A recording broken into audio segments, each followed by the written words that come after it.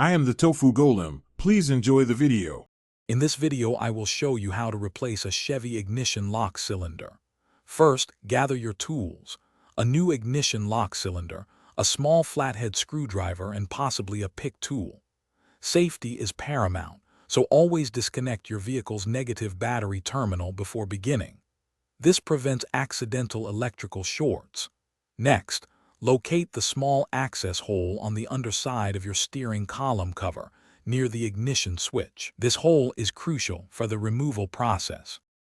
With your key inserted, turn it to the ACK or run position. This aligns the internal components for removal. Now, using your small flathead screwdriver or a pick tool, insert it into the access hole you located earlier. Press firmly on the release pin inside. While holding the pin down, gently pull the key and the entire old ignition lock cylinder straight out of the steering column housing.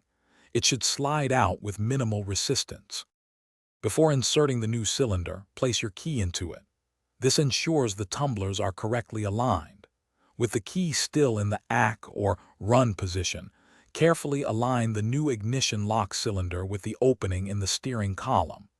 Gently push the new cylinder straight into the housing. You should feel and hear a distinct click as it locks into its proper position. Ensure it is fully seated and flush with the column. Now that the new cylinder is installed, it's time to reconnect your vehicle's negative battery terminal. Ensure it's tightened securely. Insert your key and test the new ignition lock cylinder by turning it through all positions: off, ACK, run, and start. Confirm that the engine starts smoothly and that all your electrical accessories, like the radio and lights, are functioning properly.